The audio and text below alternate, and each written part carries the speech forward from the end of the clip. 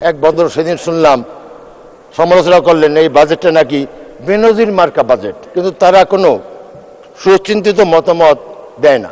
আমাদের সাথে নিয়ম আছে, সিলেট এলাকা এবং নর্থ বেঙ্গলে প্রচুর বন্যা হয়, পাহাড় থেকে পানি নেমে আসে, এর কি একটা সমাধানে আমরা পৌঁছতে পারি না? এই বড় বড় নদীর সঙ্গে ট্রিবিউটারিজ খনন করে নদীর পানিকে বর্ষার মৌসুমে ডাইভার্ট করে যাতে করে নিম্ন অঞ্চলে নেওয়া যায়, তাতে অনেকটা বন্যা কমে যায়।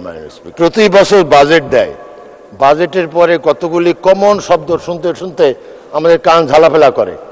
এই যে অপোজিশন আছে, তাদের বক্তব্য এই বাজেট গরিবকে আরও গরিব করার, ধনীকে আরও ধনী করার, করাপশনের বিস্তৃতি লাভ করার, এগুলো বলে আসছে। কিন্তু আমাদের দেশে একটা সিভিল সোসাইটি আছে, সোশ্যাল সমাজ, ওনারা এনজিওর পয়সায়, এনজিওর টাকায় এসি রুমে বসে সুন্দর সুন্দর আলোচনা সমালোচনা করে। এক বদর সেদিন শুনলাম সমালোচনা করলেন এই বাজেটটা নাকি বেনজির মার্কা বাজেট। তো আমার প্রশ্ন, ওই ভদ্রলোকদের সমালোচনা করা খুব সহজ জিনিস। আমার একটা মাননীয় স্পিকার, একসময় একটা ইচ্ছা ছিল একবার অপোজিশনের এমপি হব, কিন্তু এতবার এমপি হয়েও আমার সেটা সম্ভব হয় নাই। আমি সবসময় ট্রেজারি মেম্বার মেম্বার, আমি সমালোচনা করতে খুব একটা পারি না। যাই হোক, তারা বলে বেনজির মার্কা বাজেট, মতিউর মার্কা বাজেট, কিন্তু তারা কোনো সুচিন্তিত মতামত দেয় না।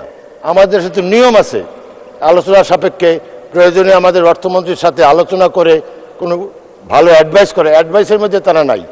তারা আছে বারবার ধনীকে গরিব, গরিবকে ধনী, এবং কি বলে টাকা হালাল করার প্রক্রিয়ায় ধনীদের আরও সাহায্য করলো। মানুষ, এখানে একটা কথা আছে মাননীয় স্পিকার, কথাটা হলো এই, মানি সার্কুলেশন, মানি যদি সার্কুলেট না হয় ইকোনমি তো প্রগ্রেস করে না। উই অল এগ্রি যে আমাদের দেশে অনেক লোক আছে যারা মানি লন্ডার্ড করেছে, বিদেশের ব্যাংকে আছে।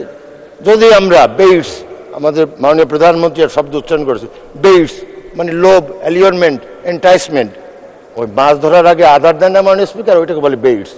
বেইটস দিয়ে যদি বিদেশ থেকে ফরেন মানি আনা যায়, দেশ উপকৃত হবে। সদস্য 2 মিনিটের মধ্যে শেষ করবেন, হয়ে যায় মাননীয় স্পিকার।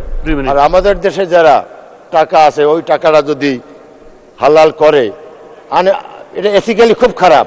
যারা ট্যাক্স পেয়ার তাদের কাছে এটা খুব খারাপ লাগে, কিন্তু এইটা যদি হালাল করে, যদি পুঁজিতে লগ্নি করতে পারে, আমাদের দেশে ইকোনমি বাড়বে মাননীয় স্পিকার। এটা খারাপ কিছু না, তৃতীয় বিশ্বে এটা হতে থাকে।